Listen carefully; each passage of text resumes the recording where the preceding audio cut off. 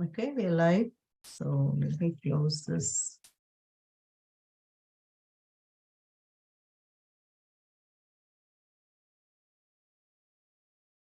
Okay. So we're going to start chapter 30 yesterday. Now Rama has been asked to marry Sita. So, and the Dasharatha has been informed about it, and now Dasharatha is leaving for Mithila for Rama's wedding. Okay.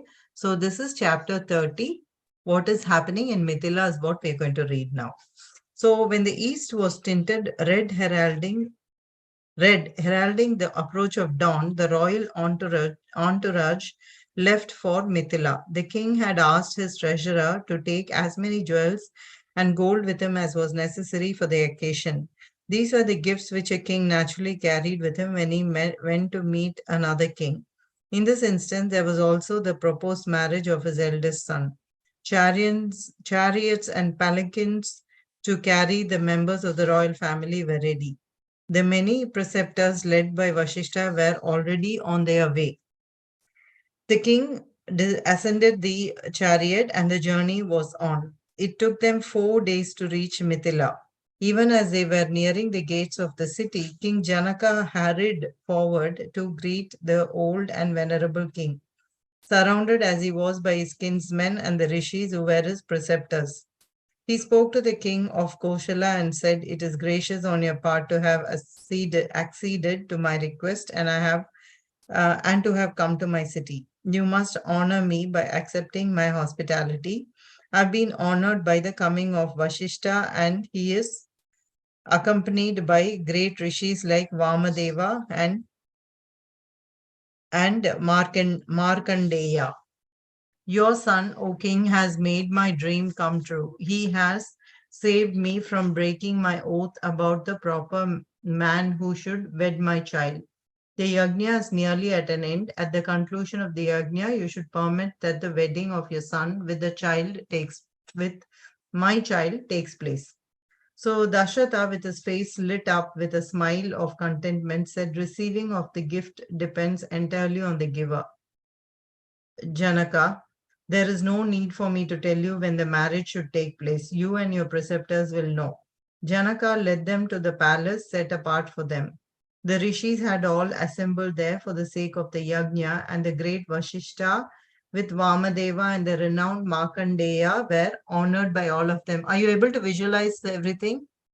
Laya, Surya, are you able to visualize the I'm scene? able to. Okay. Tender was the reunion of Rama and Lakshmana with their father. For the sake of propriety, the king had refrained from rushing to Rama when he saw him. Now they were alone. The king shed tears of joy and embraced them again and again. The night was spent happily with the princes recounting to their father about the many happenings during their stay with Vishwamitra. Janaka was, as was the custom, spent the night in the Yajnashala. Early in the morning, the king of Mithila became engrossed in the yajna, which had almost neared completion. The Ritviks surrounded the Vedika, and the rites were performed without any disturbance or interruption or lapse to mar its perfection. Janaka then spoke to his own preceptor Sadananda, the son of Gautama, and said, "As you know, I have a brother by name Kushadwaja, who is ruling over the city by name Sankashya. The city has a sweet river, Ikshumati, flowing near her. I wish to send for him and let him share the joy of this happy occasion with me." Sadananda at once sends messengers to bring Kushadwaja to Mithila. Soon he came, and when they had all assembled in the great hall, Janaka asked his chief minister Sudama to go to the presence of King Dasharatha and bring him to the court along with his sons. When the old king arrived there with Rama and Lakshmana, Janaka with his brother went towards them with folded palms, greeted them, and led them to the jeweled seats set apart for them. Dasharatha then said, "Janaka, my friend, my preceptor Vashishta will perform everything in the proper manner. It is a custom to relate the ancestry of the young man who is to be married and I now request Guru Vashishta to do the needful. Kulaguru Vashishta traced the line of Manu, elaborating on the greatness of kings like Ikshvaku, who was the first to rule the city of Ayodhya. He then spoke of Trishanku, the famed Yuvanashva, his son Trishanku, the famed Yuvanashva, his son Mandata, who was called the jewel of Krita Yuga. King Sagara, Bhagirath, Kakusta, Raghu, and down to Aja, whose son was the present king Dashratha. So he's telling about all the ancestors. He said, "You have heard about the glorious story of this dynasty.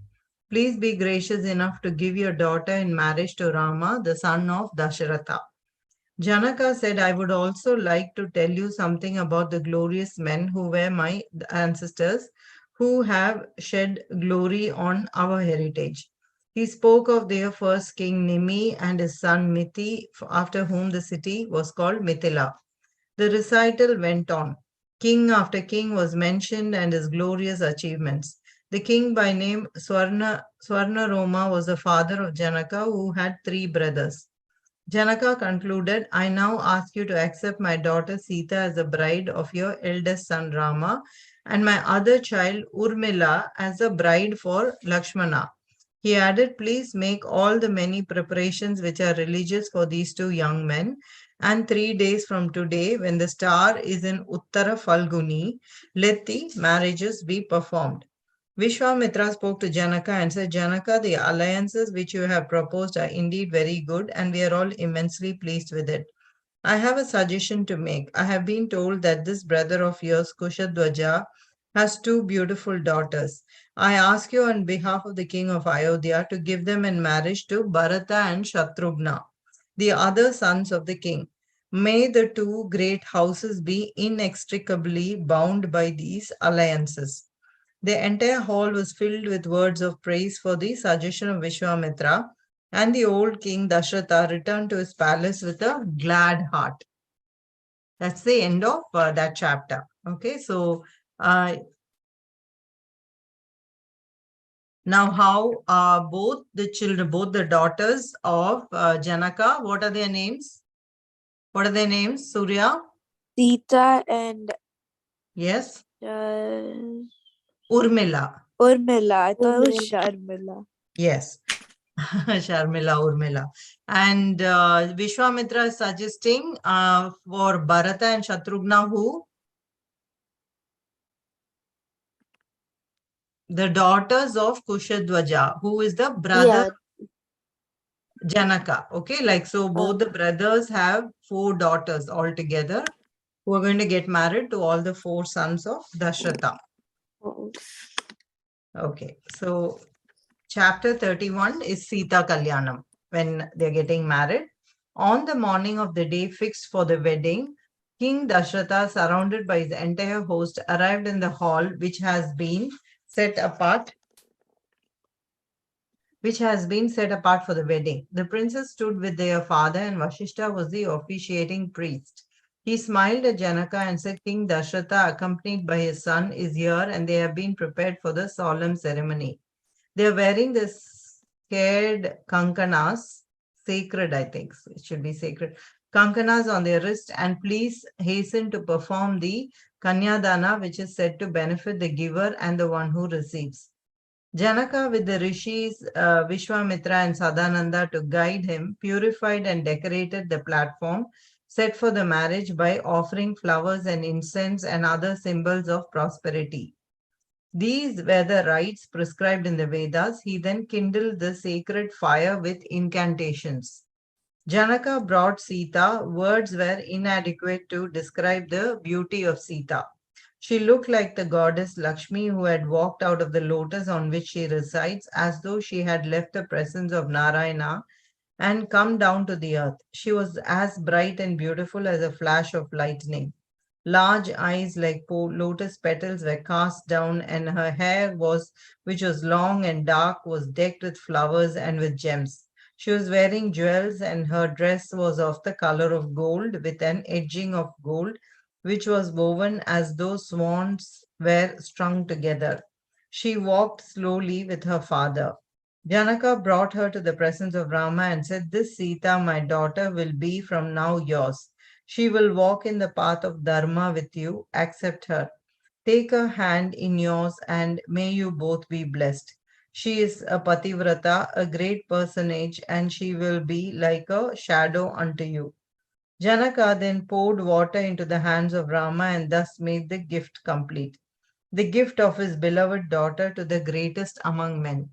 When the waters touched the hands of Rama, divine music could be heard from the heavens and the Devas showered flowers on the newlyweds.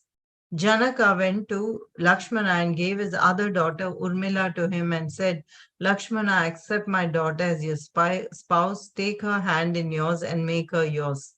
Bharata and Shatrughna took the hands of the princesses Mandavi and Shrutakirti, and the sight was glorious. The four young men with their brides making pradakshina to the fire and taking the seven steps, which is an essential rite.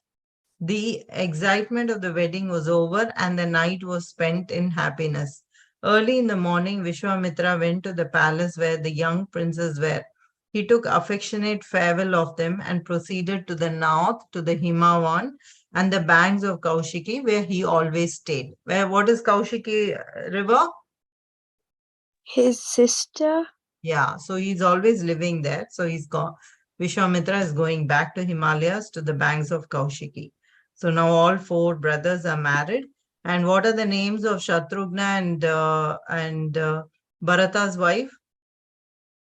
Bharata It is was Mandavi and Mandavi and Shrutakirti. it's Sudagiti. Kirti. Okay, so all of them are married. Um,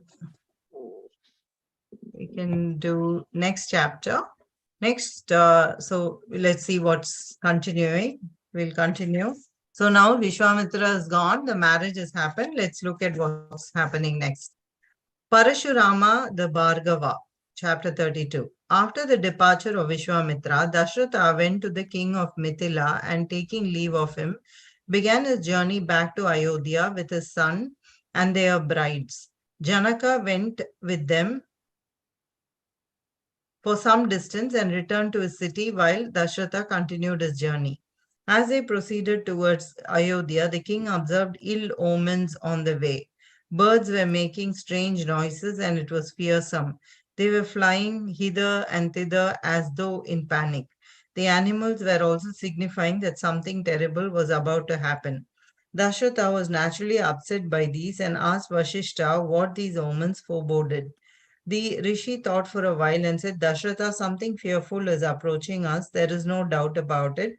Since the birds are afraid, it is evident. But the animals which are running in the right direction, that is making pradakshina, means that the fear will be removed and no great harm will befall you."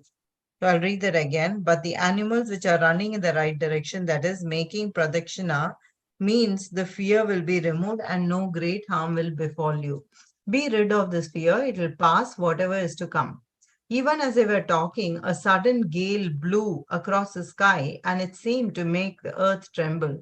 It was like a whirlwind.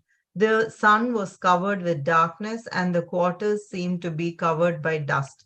Nothing could be visible. There was an unknown fear in the heart of every one of the men in the army of the king, and Dashrata was extremely worried as to why this was happening.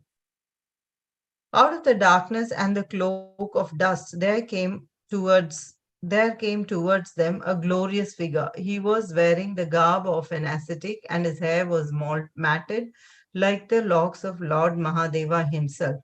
This was Parashurama the Bhargava. Parashurama, who would strike nothing but terror in the hearts of the Kshatriyas, since he was known to be the hater of Kshatriyas. He was as fearful as the great fire which licks up the earth at the end of time, and he was an awe-inspiring personage like the peak of Mount Kailasha. He was so radiant that they were all dazzled by him. On his shoulders rested the famed axe which got him the name Parashurama. His hands held a glorious bow, and he was like Lord Mahadeva who was setting out to kill the Tripuras. When they saw him, the rishi led by Vashishta placed their palms together and greeted him with reverence. Their minds were filled with misgivings since the hater of Kshatriyas was in the midst of the scions of a famed line of Kshatriyas. They thought to themselves, Bhargava has already completed his tarpana to his father with the blood of the Kshatriyas, and we have been told that he has abandoned his anger and his hatred of the Kshatriyas. And so there may not be any danger to the king or his sons. But then, why this anger which sits like a thunder cloud on his noble brow? They offered Argya to the guest and he accepted it. He went to Rama and said, Rama, I've been hearing about your prowess with a bow and arrow. People have been talking of nothing else. I was also told about your visit to Mithila and about your breaking the sacred bow of Lord Mahadeva. I'm curious to know how great is this power and the prowess of yours, which people are talking about. I have therefore bought another bow to test you. Parashurama held out a bow which he had been holding in his hands and said, This bow belonged to my father, the noble Jamadagni. Everyone is afraid even to touch this bow. Let me see you lift it, string it, and shoot an arrow with it. Then and only then will I believe the stories I have been hearing about you. If you are able to do so, to do what I have stipulated, I will then consider you to be a worthy opponent and we can fight a duel. If, however, you are afraid, then accept that you have been defeated by me. You should either accept my superiority or fight with me. Bhargava stood with his eyes blazing, and to the old king, he looked like an avenging fury all set to kill his beloved Rama. With his face pale with fear, the king said, I've been told that your anger against Kshatriyas has been appeased, and that your hatred is now like a fire which has been extinguished. Why then this anger? My son should be left unharmed for my sake. I beg you to spare my child to me. You have promised to Indra that you would lay down your arms. You did so and went to live in the mountain by name Mahendra. Why then have you assumed this angry look? If Rama, my child, is killed, that will be the end of all of us. You have evidently come to destroy the entire family of Dashrata. Parashurama paid no heed to the piteous pleadings of Dashrata. He was looking only at Rama and he said, These two bows were made at the same time by Vishwakarma. They are great bows famed throughout the three worlds. They are firm, strong, and it is not possible for ordinary mortals to handle them. One of these was given to Mahadeva, the three eyed god, and the other was offered to Narayana. What I'm holding in my hand is the bow of Narayana. It has never been known defeat. It is as famed as the bow of Lord Mahadeva. Once the Devas wanted to know who was more powerful, Mahadeva or Narayana. They went to Brahma, the creator, and he sowed the seed of dissension between the two gods. A thrilling fight ensued between Narayana and Mahadeva. Narayana sent the Astra by name Jumbana at Mahadeva, and with his bow slightly broken, Lord Mahadeva was nonplussed for a moment. But he resumed the fight. The Devas regretted their curiosity and appeased the angry gods and made them stop their fight. Mahadeva left his bow with the ancestors of Janaka, and that was the bow which was broken by you. The other bow was given to the rishi Richaka, who gave it to his son Jamadagni, who was my father. I inherited it from my father, who was killed by Kartavirya Arjuna, the Kshatriya who was swollen with pride. It is with this bow that I killed innumerable kings, Kshatriyas, and avenged the death of my father. I was the possessor of the entire earth at one time. I performed the tarpana for my father and then a yaga to rid me of the sin of killing so many anointed kings. At the end of the yaga, I gave away the entire earth to Kashyapa, and ever since then, I've been spending my time on the Mahendra mountain with my mind bent on tapas. I heard the celestials praise you and your prowess, and that prompted me to come down to the plains to accost you. If you're a real Kshatriya, accept my challenge and string this bow as I suggest. If you do that, you can then be fit enough to fight with me. I concede that.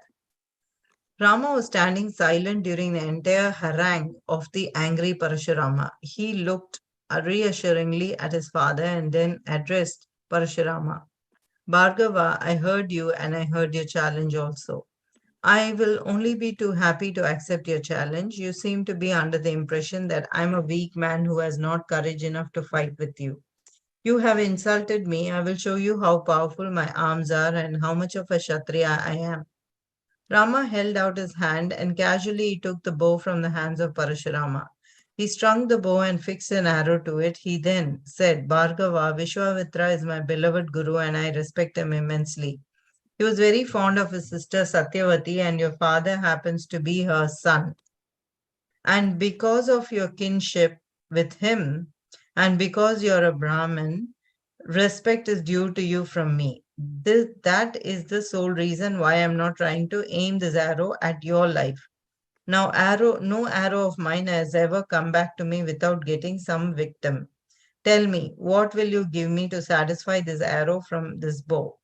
This bow, as you have told me, is a powerful since it is sacred to Narayana, and it is not right that I should let the arrow go unappeased.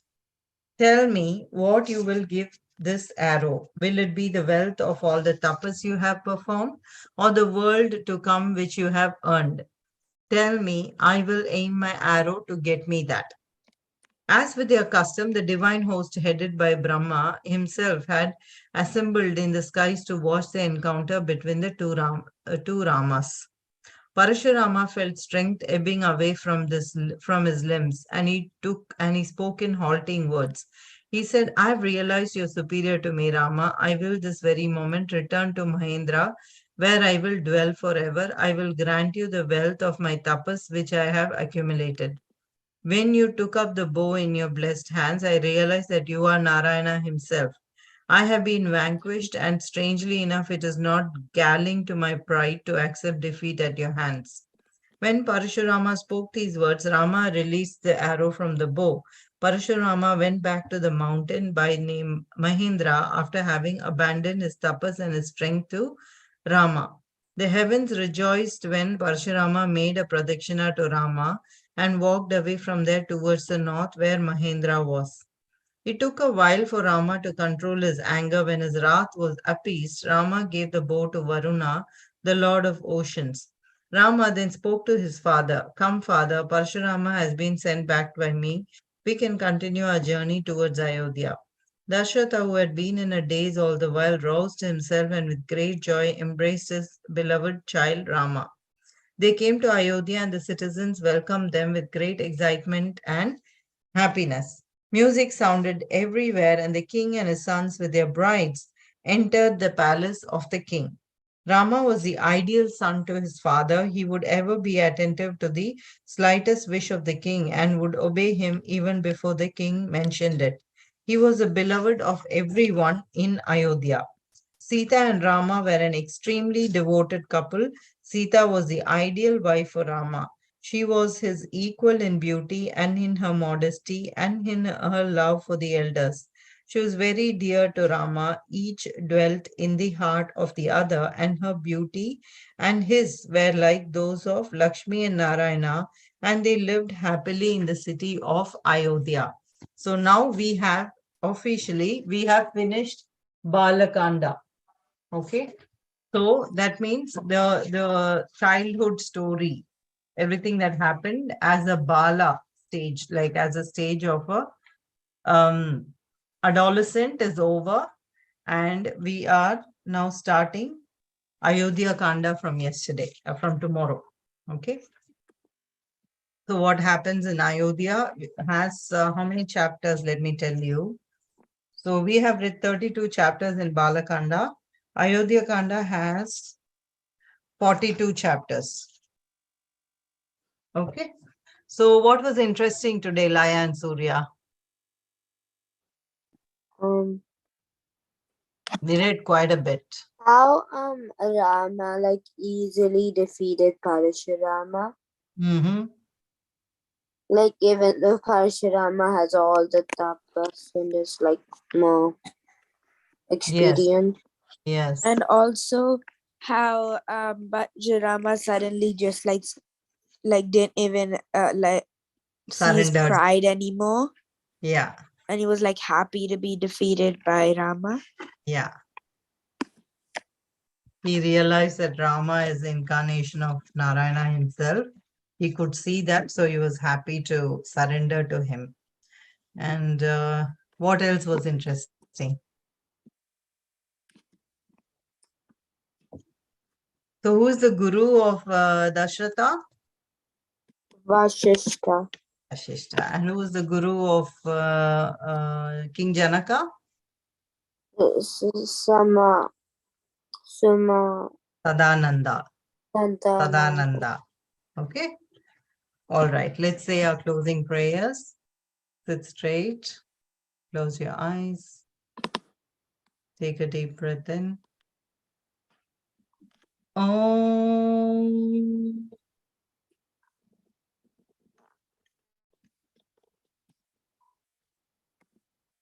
Om.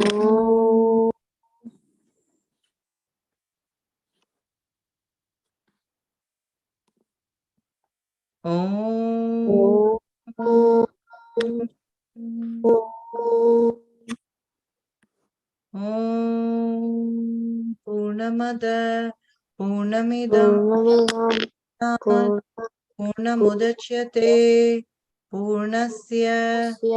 Purnamadaya. Purnamevaya. Purnameva Purnameva vasishyate. vashishyate. Om Shanti Shanti Shanti.